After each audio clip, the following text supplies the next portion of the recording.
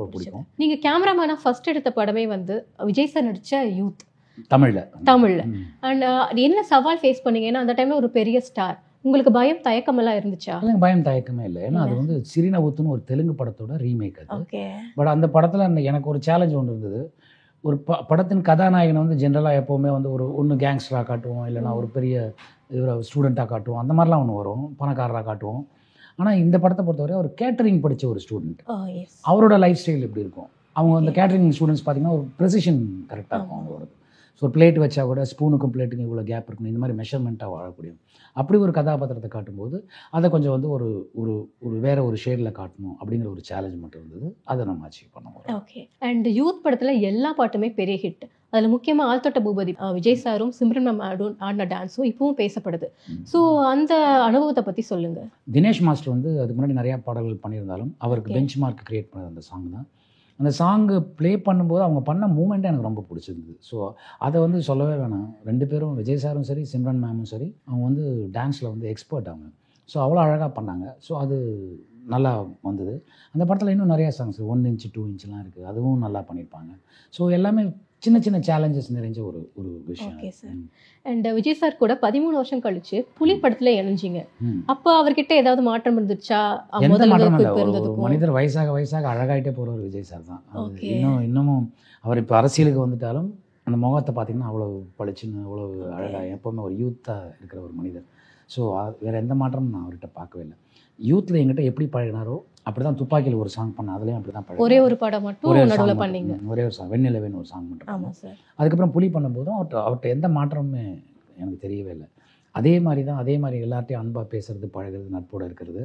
And as well பழக்கம் போல் எங்காவே இருந்துட்டு வந்தார். அண்ட் விஜய் சார் கேமரா கோணங்கள் எல்லாம் தலையிடுவாரா, இல்லை ரீடேக் சொன்னால் ஓகே சொல்லிடுவாரா?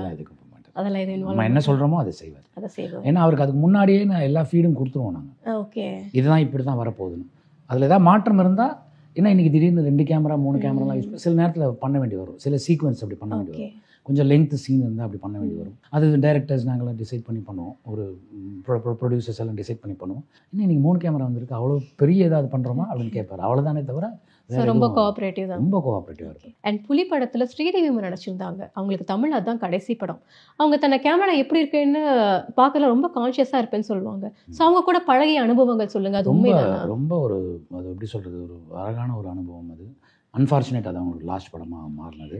அண்டு அவங்க அந்த படத்துக்காக எடுத்துக்கிட்ட எஃபர்ட் வந்து ரியலி வந்து இது அமேசிங் ஒரு விஷயம். என்னென்னா அவங்க அந்த மகாராணி ட்ரெஸ்ஸு போடுவாங்க இல்லையா, அதை பண்ணி அந்த மேக்கப் பண்ணுறதுக்கு 3 மணி நேரம் ஆகும். ஓகே. அவங்க காலையில் 4 மணிக்கு செட்டுக்கு வந்துடுவாங்க. மேக்கப் நடக்கும், அந்த காஸ்டியூம் இதெல்லாம் நடக்கும். 8 மணிக்கு நாங்கள் அவங்களுக்கு ஃபர்ஸ்ட் ஷாட் எடுப்போம். அதுக்கப்புறம் லஞ்சு கூட சும்மா சூப் மாதிரி தான் சாப்பிடுவாங்க. ஈவினிங் 7 மணிக்கு நாங்கள் பேக்கப் பண்ணுறோம் இல்லையா, அது வரைக்கும் நின்னபடியே இருப்பாங்க, அந்த காஸ்டியூம் கலைஞ்சிடக்கூடாது அப்படின்னு. அந்த அளவுக்கு ஒர்க் பண்ணுவாங்க. அப்போ அவங்க தங்கி இருந்து நாங்கள் ஷூட் பண்ணது வந்து ஈசிஆரில் ஆதித்யராம் ஸ்டுடியோவில் பண்ணோம். அவங்க தங்கியிருந்து தாஜ் கவர்மெண்டில் அந்த டிராஃபிக்கில் போய் சேரவே 2 மணி நேரம் ஆகும். அங்கேருந்து திருப்பி காலையில் 4 மணிக்கு லொக்கேஷனுக்கு வரணும்னா அவங்க 2:30 மணிக்கு எந்திரிச்சு குளிச்சுட்டு வரணும். ஸோ இவ்வளவு கஷ்டத்தையும் அவங்க தூக்கமே இல்லாமல் ரொம்ப ஹார்ட் ஒர்க்கிங். அண்ட் புலி படம் வந்து மிகவும் பிரம்மாண்டமான லெவலில் எடுக்கப்பட்டுச்சு. இருந்தாலும் மிகப்பெரிய அளவுக்கு வெற்றி பெறலை. என்ன காரணம் நினைக்கிறீங்க? அதோடைய காரணம் வந்து அந்த படத்தை வந்து அந்த படம் ஆக்சுவலாக வந்து விஜய் சார் அக்செப்ட் பண்ணிட்டது. அவரோட இளம் ரசிகர்கள் இருக்காங்க இல்லையா, 10 வயசுலேருந்து 15 வயசு வரைக்கும், அவங்களுக்கு நான் எதுவுமே ஸ்பெஷலாக பண்ணலை, அவங்களுக்காக நான் ஒரு படம் பண்ணணும் அப்படின்னு நினச்சி தான் பண்ணார். அது ஒரு குழந்தைகளுக்கான படம். இது குழந்தைகளுக்கு பிடிச்சதுன்னா ஃபேமிலியே வந்து அந்த படத்தை பார்க்கும் அப்படிங்கிற ஒரு எண்ணத்தில் தான், அந்த கண்ணோட்டத்தில் இன்றைக்கும் அந்த படத்தை பார்த்தீங்கன்னா உங்களுக்கு அது தெளிவாக தெரியும். ஆனால் அதிக பொருட்செலவு பண்ணதுனால தயாரிப்பாளர்கள் சைட்லேருந்து அவங்க வந்து இதை வேறு மாதிரி பப்ளிசிட்டி பண்ணணுங்கிற ஒரு நிர்பந்தம். அந்த டைமில் வந்து ஆக்ஷன் படங்களாக இருந்தால் அதுக்கு வெல்கம் ஜாஸ்தி இருந்தது. ஸோ அதனால் இது ஒரு பெரிய ஆக்ஷன் படமாக பண்ணாங்க. ஆக்சுவலாக அந்த படத்தில் அவர் ஆக்ஷன் ரொம்ப கம்மியாக தான் ஆக்ஷன் பண்ணியிருப்பார் விஜய் சார். எவ்வளோ தேவையோ அவ்வளோ தான் பண்ணியிருப்பார். எப்போவுமே வழக்கமாக அவர் படங்கள் ஆக்ஷன் பெருசாக இருக்கும். ஆனால் இந்த படம் குழந்தைகளுக்காக பண்ணுறதுனால இல்லை வன்முறை வந்துடக்கூடாது, இதில் வந்து வேறு எதுவும் வந்து ரத்தம் சிந்துறது அந்த மாதிரி எதுவும் வந்துடக்கூடாது அப்படிங்கிறத எல்லாருமே முனைப்பாக இருந்தோம். குறிப்பாக விஜய் சார் தான் அதை சொன்னார், அந்த மாதிரி வேண்டாம், ஏன்னா இது குழந்தைகளுக்காக நம்ம பண்ணுற படம், இது வந்து அந்த அளவுக்கு வன்முறை எதுவும் சேர்த்துறாதீங்க அப்படின்னு தான் பண்ணாங்க. அந்த நேரத்தில் அவங்க அப்படி பப்ளிசிட்டி பண்ணது ரசிகர்கள் மத்தியில் வந்து அது ஒரு நெகட்டிவான ஒரு இதாக போய் சேர்ந்து அந்த பப்ளிசிட்டி போய் சேர்ந்தது தான் முக்கியமான காரணம். இன்றைக்கும் புலி படத்தை எடுத்து பார்த்தீங்கன்னா அது வந்து ஃபேமிலியோடு சேர்ந்து ரசிக்கக்கூடிய குழந்தைகளுக்கான படம்.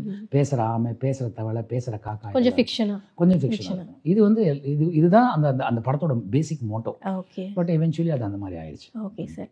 அண்ட் நீங்கள் நடித்த படங்கள்லேயே ரொம்ப பெரிய ஹிட் ஆனது சதுரங்க வேட்டை. அந்த படம் எடுக்கும்போது நினச்சி பார்த்தீங்களா இது இவ்வளோ சூப்பர் டூப்பர் ஹிட் ஆகும் அப்படின்னு சொல்லி? அந்த படம் ஜெயிக்கும்ன்ற நம்பிக்கை எங்கள் எல்லாருக்குமே இருந்தது. வினோத், ரைட் ஃப்ரம் வினோத், என் அம்மா கூட ஒர்க் பண்ண டெக்னீஷியன், சக நடிகர்கள் எல்லாருக்குமே அந்த நம்பிக்கை இருந்தது. அது இவ்வளோ பெரிய ஹிட் ஆனதுக்கு மிக முக்கியமான காரணம் திருப்பதி பிரதர்ஸ்.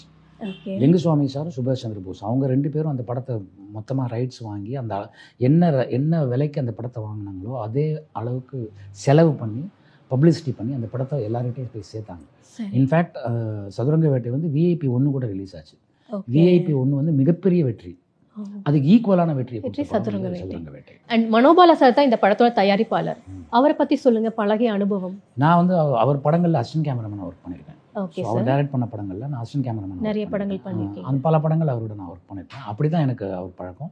அண்டு அவர் கருப்பு வெள்ளைன்னு ஒரு படம் எடுத்தார். என் நண்பன் UK செந்தில்குமார் வந்து அதில் வந்து கேமராமேன் இன்ட்ரடியூஸ் ஆனோம். நாங்களாம் அதுக்கு போய் சப்போர்ட் பண்ணோம், அசிஸ்டண்டாலாம் ஒர்க் பண்ணோம். நாங்கள் அப்படி தான் இருந்தது. திடீர்னு ஒரு நாள் வந்து எனக்கு அவர் முதல்லேருந்தே சொல்லிட்டு இருந்தார், நட்டி நம்ம நான் அதுக்கு முன்னாடி படங்கள் நடிக்க ஆரம்பித்தோன்னு அவர் பார்த்துட்டு எனக்காக ஒரு படம் பண்ண வேண்டியது இருக்குண்டா, ரெடியாக இருந்துக்குன்னு சொன்னார். சரி சார் பண்ணுறேன் அப்படின்னு. திடீர்னு ஒரு நாள் எனக்கு அதுக்கு முன்னாடி வினோத் என்கிட்ட கதை சொல்லிட்டாரு. கதை சொல்லி முடிச்சுட்டு அப்போ வேற ஒரு ஒருத்தர் தான் ப்ரொடியூசராக இருந்தார். அப்படி தான் அந்த இதில் தான் எனக்கு அந்த கதை சொல்லப்பட்டது. அதுக்கப்புறம் திடீர்னு மனோபாலா சார் ஒரு நாள் நான் ராஜஸ்தானில் எங்கள் ஷூட்டில் இருந்தேன். அப்போ வந்து அவர் ஃபோன் பண்ணி, என்னடா வினோத் 1 வயசு தான் படம் பண்ணுறேங்கிறான், நீ எவ்வளோ நாள் அங்கே கேமரா பிடிச்சிட்டு இருப்போ, வா இங்கே உடனே கிளம்பிடுவோம், நெக்ஸ்ட் வீக் வந்துடுறேன் சார். அதே மாதிரி அடுத்த வாரம் வந்தோம், பேசணும். ஒரு 10th டே நாங்கள் ஷூட்டிங் போய்ட்டோம். அண்ட் வினோத் சார் அவர்களுக்கு சதுரங்க வேட்டை தான் முதல் படம் இயக்குனரா. ஸோ அவர் இந்த இவ்வளோ பெரிய ஆளாக வருவார் நீங்கள் நினச்சி பார்த்தீங்களா? இல்லை, நான் அப்போவே எனக்கு அந்த கணிப்பு இருந்தது. நான் அந்த டைமில் இந்த நாங்கள் பண்ண ப்ரமோஷன் பப்ளிசிட்டிலாம் பார்த்தீங்கன்னா இன்னும் 2 வருஷத்தில் இந்தியாவே கொண்டாடுற இயக்குனரில் இவரும் ஒருத்தராக இருப்பார்னு நான் ஆரம்பத்திலே சொல்லியிருக்கேன். ஸோ அது தவறாமல் நடந்திருக்கு. நீங்கள் வந்து cameraman and also actor. So நீங்கள் நடிக்கிற படங்களில் ஒளிப்பதிவு பண்ணும்போது உங்களுடைய ஆலோசனைகளை தான் சொல்வீங்களா, இல்லை நடிக்கிறது மட்டும் போதுன்னு ஒதுங்கி நினைப்பீங்களா? நடிக்கிறது மட்டும் போதுன்னு ஒதுங்கி நிற்கிறது எல்லாருக்கும் நல்லது. ஏன்னா இப்போ அவர் ஒரு கேமராமேன், அவருக்கு இந்த கதையை வந்து டோட்டாலிட்டியில் பார்த்துருப்பார். ஆரம்பத்தில் இந்த கதை ஆரம்பம் என்ன, எண்ட் என்ன, முடிவு என்னென்ன, இன்டர்வல் என்ன வரப்போகுது, எல்லா டீட்டெயிலும் அவருக்கு தெரியும். அவர் வந்து அதுக்கான ஒரு முனைப்பெடுத்து அதுக்காக ஒரு ஸ்கீம் ரெடி பண்ணி ஒர்க் பண்ணிட்டு இருப்பார். சரி, நான் வந்து போனவொன்னே இப்போ நான் அந்த படத்தில் நடிக்கிறேன், எத்தனை நாள் நடிப்பேன்னு தெரியாது. ஒரு 30 நாள் நடிக்கலாம், இல்லை 25 நாள் நடிக்கலாம், அவ்வளோதான் நடக்க போகுது. அதில் வந்து அதை நான் டிஸ்டர்ப் பண்ணவே முடியாதுல்ல, அதுக்கான உரிமை எனக்கு கிடையாது. சும்மா ஆஸ் கேமராமேன் ஜென்ரலாக இன்ட்ராக்ட் பண்ணுவோம். என்ன ஸ்டாக் சார் யூஸ் பண்ணுவோம், ஃபிலிமில் பண்ணால் ஃபிலிம் கேமரா என்ன, டிஜிட்டல் கேமரா என்ன பண்ணுறீங்க, என்ன இந்த அப்டேட்டில் இருப்போமே தவிர ஜென்ரலாக அவங்க பண்ணுற எதுக்குமே நான் கோஆப்ரேட் தான் பண்ண முடியுமே தவிர நான் தலையிட முடியாது, கேட்க முடியாது. அண்ட் வாலண்டியர் ஏதாவது சஜஷன்ஸ் கேட்டிருக்காங்களா? இல்லை, இது வரைக்கும் யாரும் கேட்டதில்லை. அண்ட் கங்குவா படம் வந்து மிகப்பெரிய அளவில் எடுத்த படம், ஆனால் சரியாக ஓடலை, சரியாக போகலை. என்ன காரணம்னு நினைக்கிறீங்க? மேம், விமர்சனங்கள் வந்து எப்போவுமே படம் பார்க்கும்போது படம் பார்க்குறவங்க நல்லா இருக்குன்னா நல்லா இருக்குன்னு சொல்ல போகிறாங்க, நல்லா இல்லைன்னா நல்லா இல்லைன்னு சொல்ல போகிறாங்க. இந்த படத்தில் வந்து அந்த எடுத்துக்கிட்ட முனைப்பு, உழைப்பு எல்லாருமே 200% பண்ணாங்க. ரைட் ஃப்ரம் டைரக்டர்லேருந்து கடைசியாக ஒரு 2 ஷாட்டுக்கு வந்துட்டு போகிற ஒரு ஜூனியர் ஆர்டிஸ்ட் வரைக்கும் 200% எல்லாருமே உழைச்சாங்க. பட் அந்த கான்செப்ட் ஒரு வேளை மக்களுக்கு போய் சேராமல் இருக்கலாம். ஏன்னா பார்ட் 1, பார்ட் 2 இதெல்லாம் பிளான் பண்ணியிருந்தாங்க. ஸோ அதனால் இதோடைய முடிச்சுகள்லாம் அதில் அடுத்த ரிவீல் ஆகிறதுக்கான சான்சஸ் நிறையா இருக்குது. ஸோ அந்த போர்ஷன் அவங்களுக்கு பிடிக்காதனால அவங்க வந்து அந்த ரிஜெக்ஷன் ஏற்பட்டுருக்கலாங்கிறது என்னுடைய கணிப்பு. அண்ட் கங்குவா படத்துக்கு நிறைய நெகட்டிவ் விமர்சனங்கள் வந்துச்சு. சோஷியல் மீடியா தான் அதுக்கு முக்கியமான காரணம். ஸோ சோஷியல் மீடியாவில் வந்த விமர்சனங்கள் தான் சரியாக படம் போகாததுக்கு காரணம் நீங்கள் நினைக்கிறீங்களா? அப்படின்னு சொல்ல முடியாதுங்க. விமர்சனம் வந்து ஒரு படம் எடுத்திங்கன்னா அது விமர்சனத்துக்கு உட்பட்டது தான். சரி, அது பிடிச்சிருந்தா பிடிச்சதுன்னு சொல்லுவாங்க, பிடிக்கலன்னு சொல்ல போகிறாங்க. அதை அக்செப்ட் பண்ணிட்டு தான் ஆகணும். என்னவோ அவங்களுக்கு பிடிக்கல. இப்போது நான் ஜென்ரலாக சொல்கிறேன்னா, எப்படி இதை நான் சொல்கிறேன், இப்போ அது யூனிக்காக எல்லா இடத்துலையும் வந்து அது வந்து அந்த கமெண்ட் வந்தது எல்லார்கிட்டையும். ஸோ அதனால் அவங்களுக்கு சில போர்ஷன்ஸ் பிடிக்காமல் இருக்கலாம். அதனால் அவங்க அதை பற்றி விமர்சனம் பண்ணியிருக்கலாம். உங்களோட தனிப்பட்ட கருத்து என்ன? ஒரு விமர்சனம்னால ஒரு படத்தோட வெற்றி தோல்வியை தீர்மானிக்க முடியும்னு சொல்கிறீங்களா? விமர்சனத்தினால உங்களால் சொல்ல முடியாது. விமர்சனம்ங்கிறது எதனால வருது? அதில் ஏதோ குறைய இருக்க போய் தான் விமர்சனம். ஒரு படம் நாள் இப்போ சதுரங்க வேட்டை எடுத்துக்கோங்க, மகாராஜா எடுத்துக்கோங்க, அது நல்லா இருந்தது. இப்போ அமரன் எடுத்துக்கோங்க, அதில் எல்லாமே மக்களுக்கு பிடிச்சது. அதனால விமர்சனங்கள் அதுக்கு கம்மியாக வந்தது.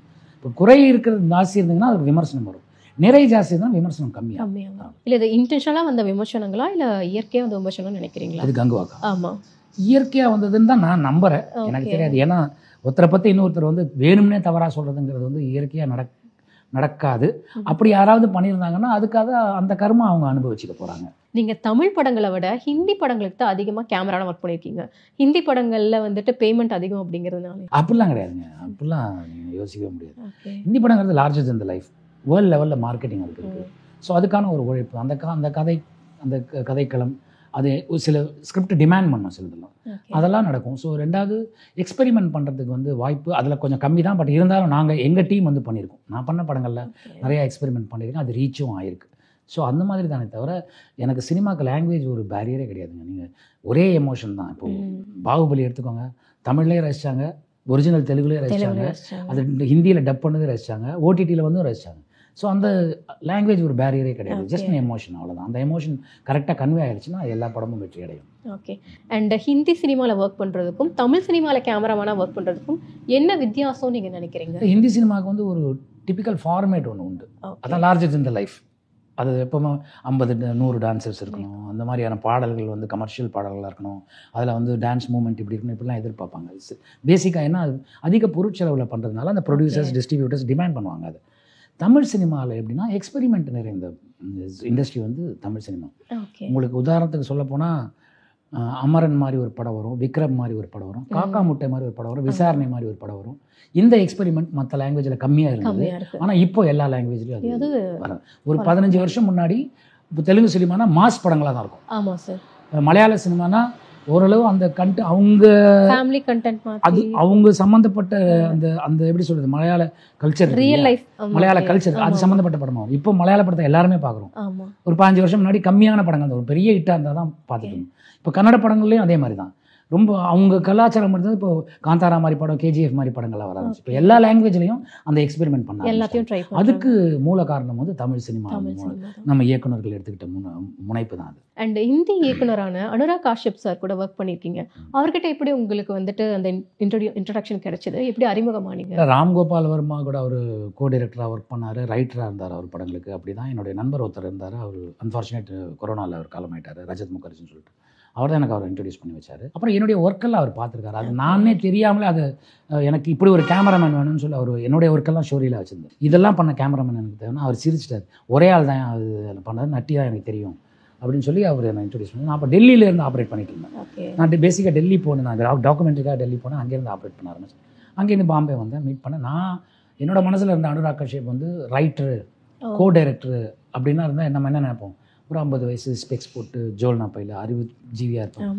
நான் பார்த்த அனுராக் காஷ்யப் 23 வயசு அனுராக் காஷ்யப், ஜீன்ஸ் பேண்ட்டை, கட்டம் போட்ட சட்டை, கையில் சிகரெட்டையும் வச்சுட்டு, hey I think your naughty right அப்படி வந்து அதுவே எனக்கு ரொம்ப பிடிச்சது. அப்படி தான் எங்களுடைய நட்பு உருவாச்சு, அப்படி தான் படங்கள் பண்ணோம். ஓகே. அவர் இயக்குனராக இருந்து இப்போவும் அவர் நல்ல நடிகர் ஆகிட்டாரு, செம ஹிட்டு. ஸோ உங்களுக்கு அவருக்கு ஏதாவது கோஇன்சிடென்ஸ் இருக்கா? அப்படிலாம் எதுவுமே. அவன் தான் ஃபஸ்ட்டு ஆரம்பத்தில் ஆரம்பித்தான்.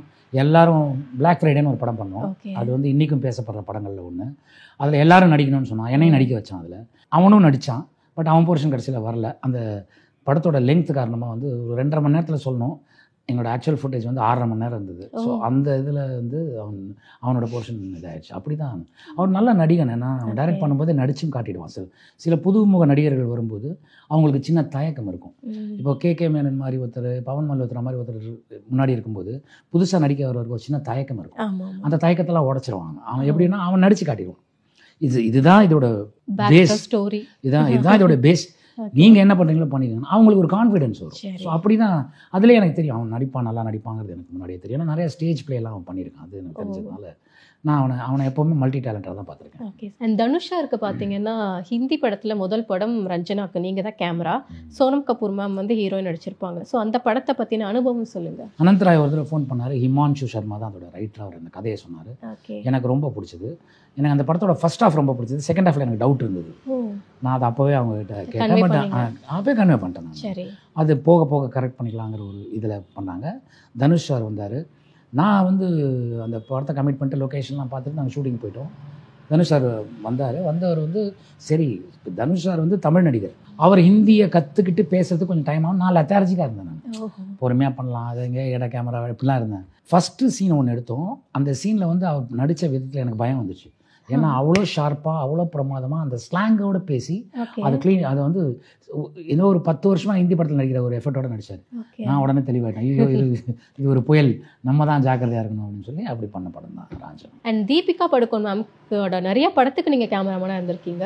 ஸோ அதை பற்றி ஷேர் பண்ணுங்கள். அவங்க ஒரு நல்ல ஆர்டிஸ்ட்டு, ஒரு அழகானவங்களும் கூட. ரெண்டாவது வந்து அவங்க ஒரு விதத்தில் பார்த்தா அவங்க சவுத் இந்தியன் தானே, பெங்களூரில் பிறந்து வளர்ந்தவங்க தானே அவங்க. ஸோ அந்த ஒரு எங்கள் எப்போவுமே அந்த பாண்டு ஒன்று வரும் இல்லையா அது. ரெண்டாவது வந்து ஷாருக் கான் மாதிரி ஒரு ஆர்டிஸ்டோட வந்து அவங்க பார் நல்லா நடிச்சிருப்பாங்க. ஓம் சாந்தி ஓம்ல பார்த்தீங்கன்னா அது ஃபர்ஸ்ட் படம் மாதிரியே தெரியாது. அவ்வளோ ஒரு 4-5 படங்கள் நடித்த ஒரு கதாநாயகி மாதிரி தான் நடிச்சிருப்பாங்க. ஸோ அவங்ககிட்ட அந்த டேலண்ட் எங்கள் எல்லாருக்குமே பிடிக்கும். ரெண்டாவது வந்து எல்லாருக்கும் பிடித்த ஒரு கதாநாயகி இல்லை. ஸோ அதனால அதில் உருவான நட்பு தான் அது இன்னும் அப்படியே போயிட்டு இருக்கு. சார் நீங்கள் ஒளிப்பதிவாளராக உங்கள் கேமராவில் யார் ரொம்ப அழகாக இருக்காங்க, நல்லா தெரிகிறாங்கன்னு நினைக்கிறீங்க? எல்லாருமே அழகானவங்க. யாராவது ஒரு கடவுள் வந்து குறைகளோட ஒருத்தர் 2 பேரை படைச்சிருக்கலாம். ஆனால் இவங்க எல்லா மனிதர்களுமே அழகானவர்கள், ஹேண்ட்ஸமானவர்கள். அவங்கள கரெக்டாக அந்த கதாபாத்திரத்துக்கு ஏற்ற மாதிரி ட்ரீட் பண்ணி அதுக்கான லைட்டிங் பண்ணிங்கன்னா யாருமே அழகாக தெரியும்.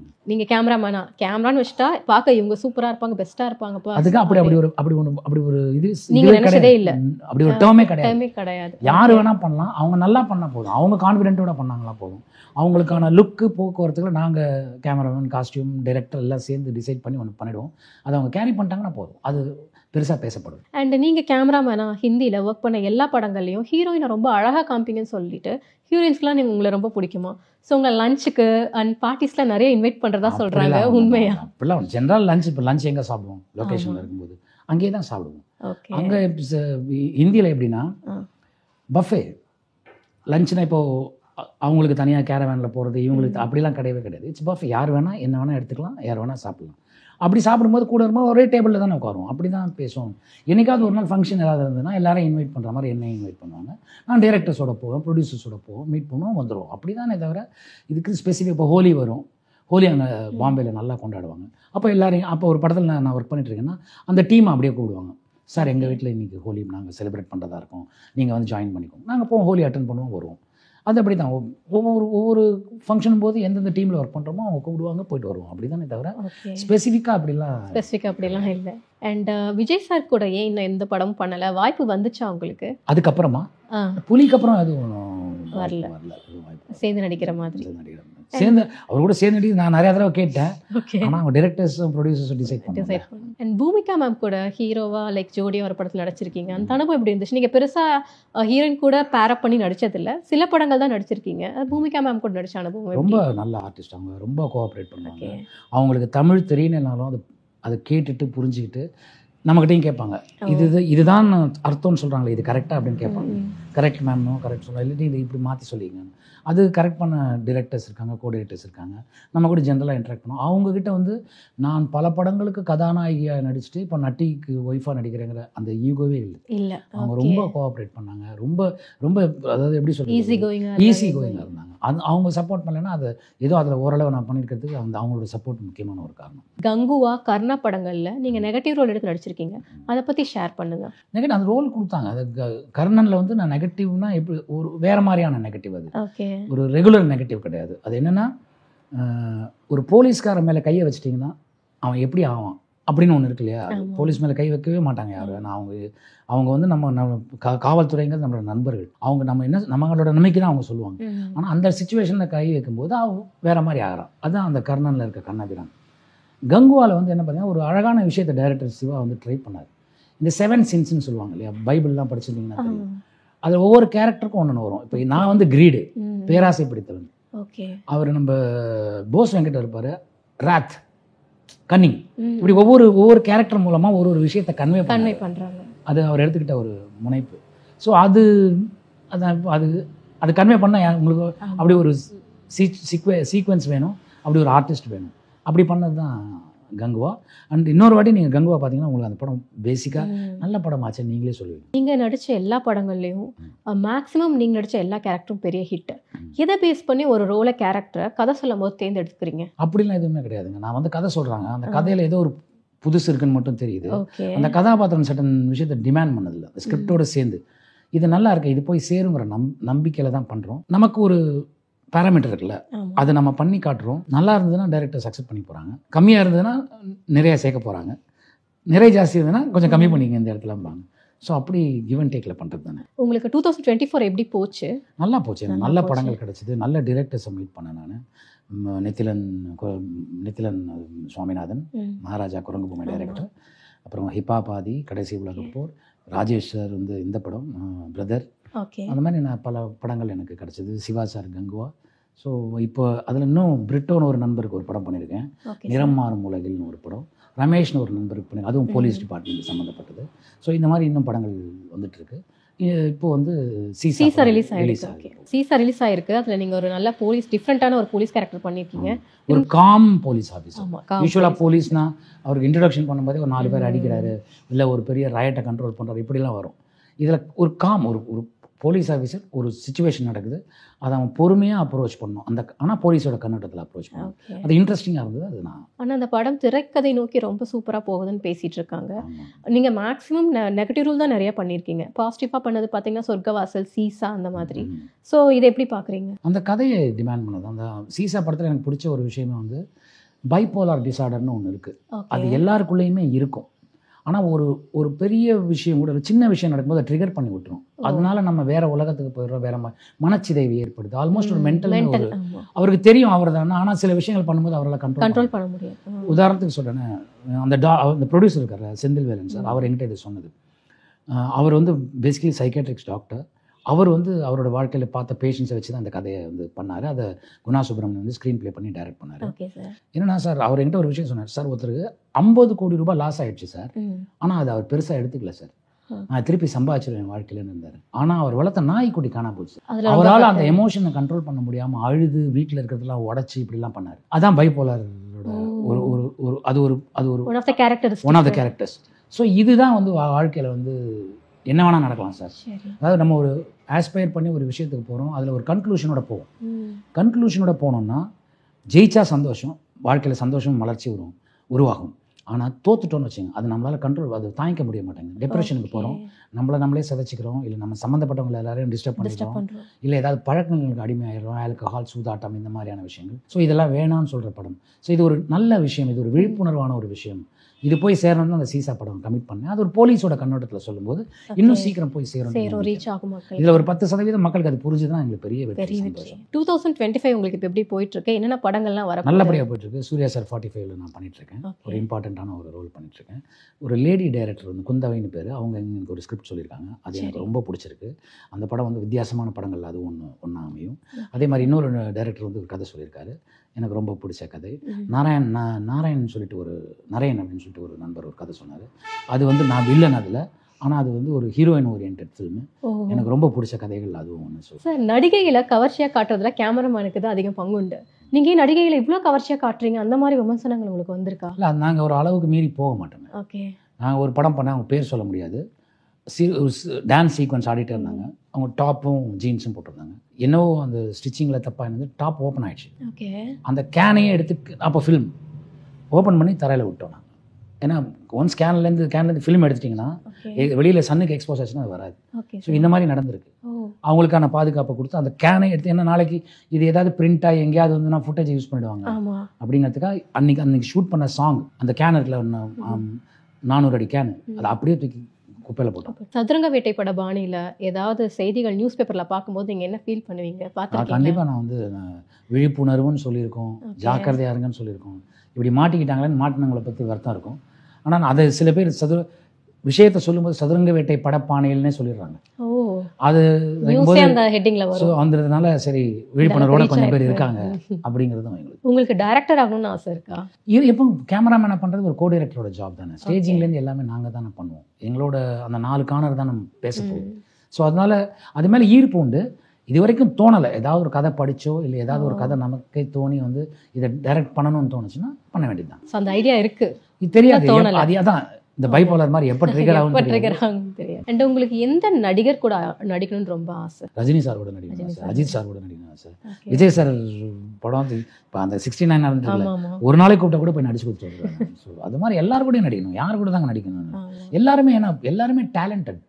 நான் விஜய் சேதுபதி சார் கூட நடிக்கிறேன், ஜெயம் ரவி சார் கூட நடிச்சாங்க. எல்லாருமே அவங்க வித்தியாசமாக பண்ணிகிட்டே இருக்காங்க. ஸோ எல்லார்கிட்டையும் பண்ணும்போது சில விஷயங்கள் நீங்கள் எக்ஸ்பீரியன்ஸ் கிடைக்கும். இதுக்கு ஒரு அளவுகோல் இருக்கான்னா இல்லை. ஸோ இல்லாத போது எல்லார்கிட்டையும் கற்றுக்கணும். கமல் சார் கூட நடிக்கணும், அதெல்லாம் ஜீனியஸ். அவன் நாசர் சார் கூட நடிச்சிட்டேன். ஸோ அதனால் எனக்கு அதில் ஒரு சந்தோஷம் தான். இந்த மாதிரி எல்லா பெஞ்ச் மார்க்கும் க்ரியேட் பண்ணால் எல்லாரோடையும் நடித்தா ஏதோ கற்றுக்கிறதுக்கான நமக்கு ஒரு வாய்ப்பு கிடைக்கும். நம்ம கற்றுக்கிற அளவு கம்மியாக இருக்கலாம், பெருசாக இருக்கலாம், டிபெண்ட்ஸ் நம்மளோட அப்சர்வேஷனை பொறுத்தது அது.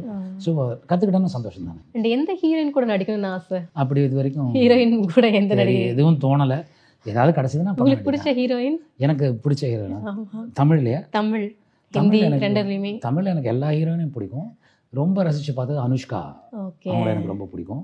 நயன்தாரா மேம் எனக்கு அவங்க, அனுஷ்கா மேம், நயன்தாரா மேம் 2 பேரையும் பிடிக்கும். ஹிந்தியில் வந்து எல்லாரையும் பிடிக்கும். ஏன்னா எல்லாருக்கூடையும் ஒர்க் பண்ணிட்டேன். Almost right from Vidya Balan to Deepika Padukone எல்லாருக்கூடையும் நான் ஒர்க் பண்ணிட்டேன். அப்புறம் மற்ற லாங்குவேஜ் நடிக்கிற எல்லாரையுமே பிடிக்கும். ஏன்னா ஒவ்வொருத்தரும் ஒரு ஸ்டைலில் பண்ணுறாங்க. அப்படி தான்.